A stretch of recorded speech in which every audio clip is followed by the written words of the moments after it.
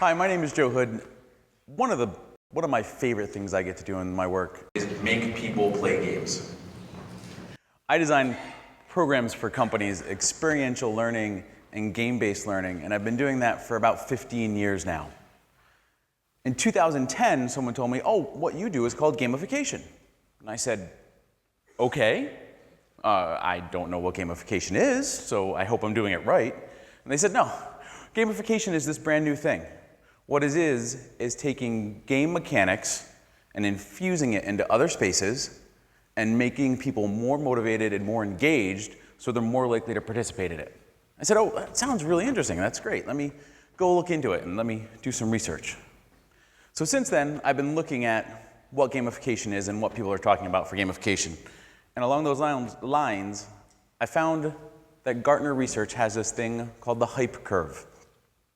And what this is Gartner research tracks new technologies and new innovations, and it says, here's when people meet these things for the first time in the real world. And then they shoot up, and people expect them to cure everything, make us all skinny, and make us all happy at the same time. And then people start getting incredibly disappointed and sad when they realize this isn't true. And it evens out, and they realize, okay, there's a productive mid-level use for this. Gamification has been on that curve since I was introduced to it in 2010.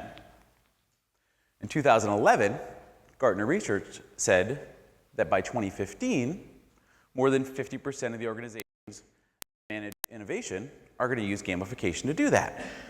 We're all going to use gamification to work this out. Put game mechanics into our innovation process, and we're going to be better.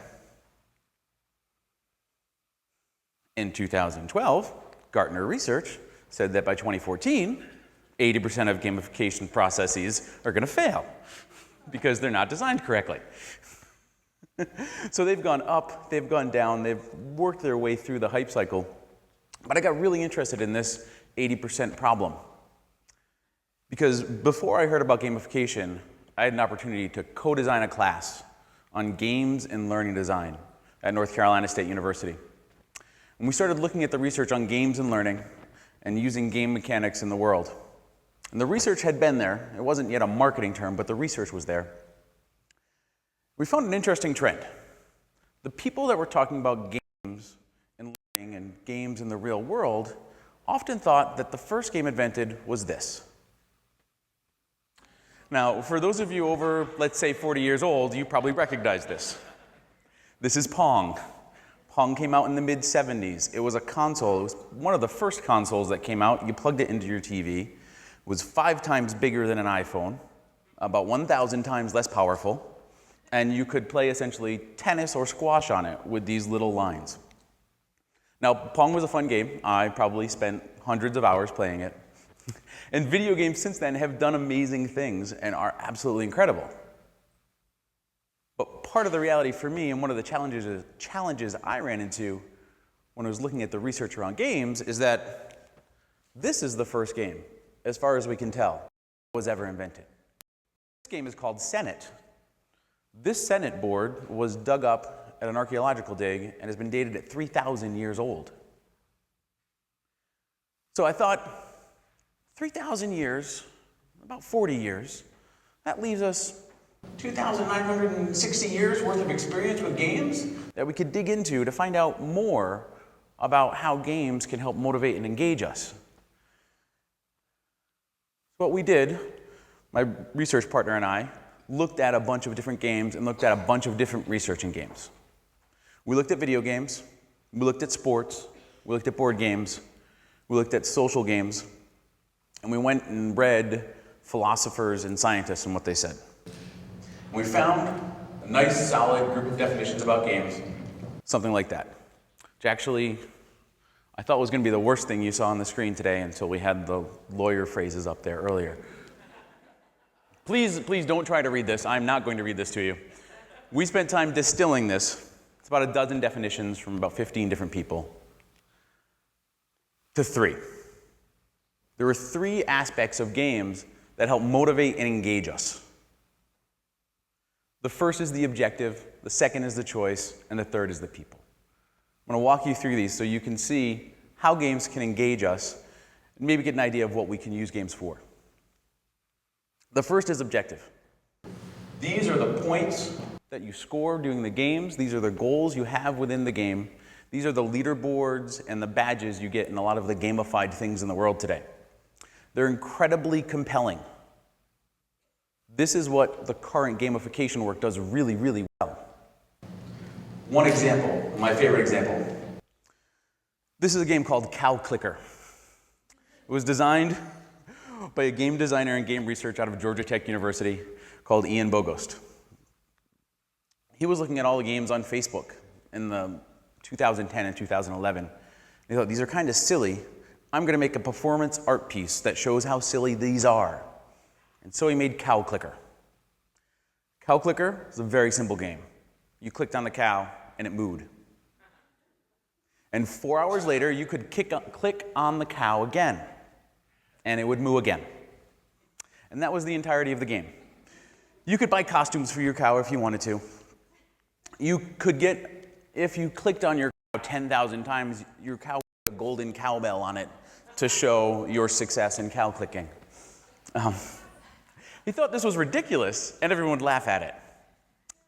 Turns out, over 50,000 people were actively playing Cow Clicker by the time he shut it down.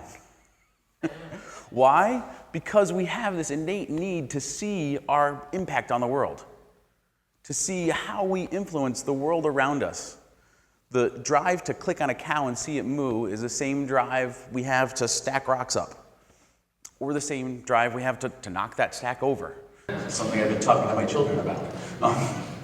It's also the same drive we have to press a button and see a rocket fly into the air. It's incredibly motivating.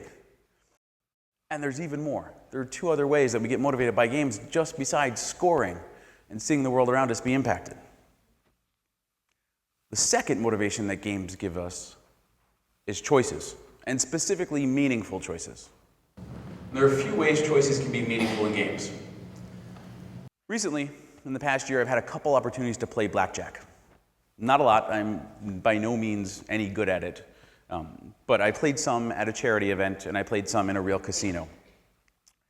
And at the charity event, I played with money. They gave me chips when I walked in. I had these chips, and I thought, well, this is kind of interesting. This is nice. Yeah, okay. Having a drink in my hand. At the casino, I had my own money on the line.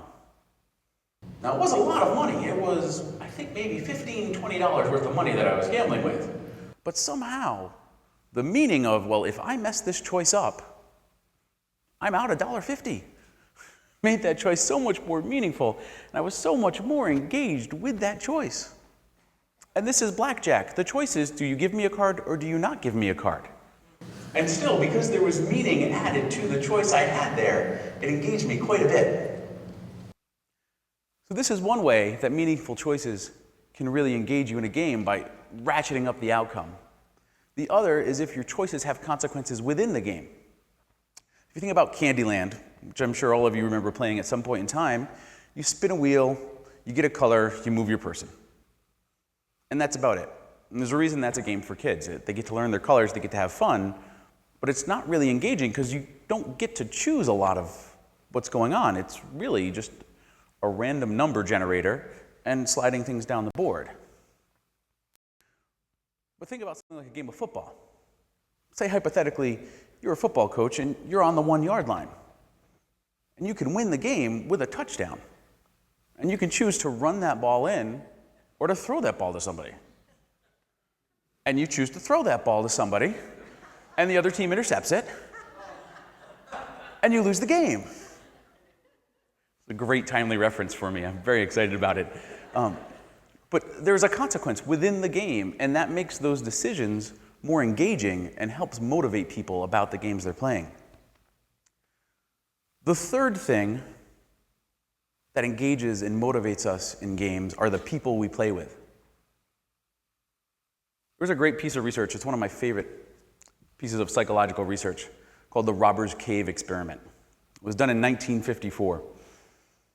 The researchers took 2 groups of Boy Scouts out to a state campground in Oklahoma. And they set them up in their own little camps, and they were observing them.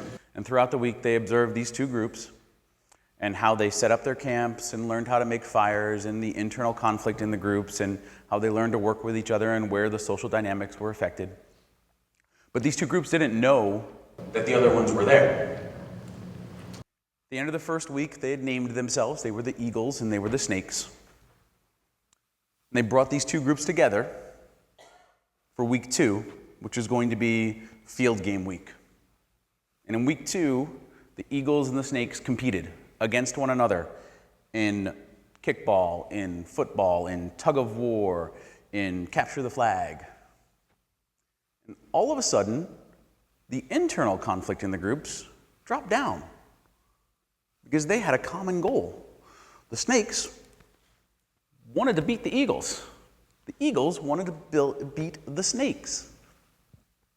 And what they had was this unification within their teams that happen when you play a game together. You need those people across the line from you.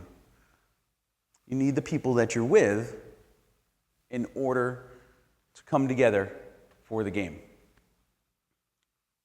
Now that story makes me a little sad sometimes because now it's saying games will divide us. And it's really good to us versus them.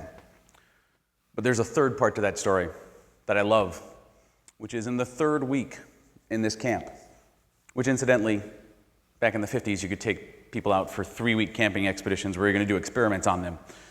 It's a very different world. In the third week, the researchers created a problem. There was a common water source for the two groups. It was off in the corner of the park, and they sabotaged the water pump. And the two groups of scouts, the eagles and the snakes, had to come together to work and fix the water pump. And by the end of that process of coming together to solve a common problem, they were chumming around and hanging out with people from the other group. They were not concerned about the petty squabbles they had had before. They came together and unified because they found one common unifying goal to bring them together. Now here's the interesting thing for me. A lot of games don't have teams, it's one-on-one. So it poses a challenge to this idea of we're coming together. But if you think about most of the games you've ever played, if you don't have the person on the other side, you can't play the game. There's a philosopher named Johann Huizinga, and I introduce him partially because I like to say Huizinga. The Swedish philosopher that researched games, and he talked about games creating a magic circle where people could come together and unify to create something, a space where we're free to experiment, free to play, and have different consequences than out in the regular world. And whenever we play games, we create this magic circle where we trust the people we're playing with are playing the game with us. If we're getting ready to go play checkers with someone, we trust that they're not going to bring a baseball bat, that they're not trying to play baseball while we're playing checkers. And that pulls us together. And that unification we feel with people when we play games with them is the third motivating and engaging factor. I tell you this one because I think gamification is a term you're going to start hearing more if you haven't heard it already. The city of Tulsa worked to gamify a health program, and they created a scoreboard and leader charts and badges, and they actually helped reduce the communal weight of the city by tens of thousands of pounds. People are starting to use this term and this idea, gamification, in social policy and public policy. So I think it's a good idea for people to have an understanding that it's not just about points, but it's about choices and also about the people you play with. There's a gamification expert. Her name is Jane McGonigal, and she's actually done a couple of TED Talks, and she believes that if we play more games, we can change the world. And I'm much more of a local guy than a global guy in the way I think about things, but I think on the same lines, if we take a chance to play a game with people that we want to connect with more, that we want to understand better, if we play games with people, we'll have a chance to motivate and engage with them in a way that can at least change the world in the small space around us.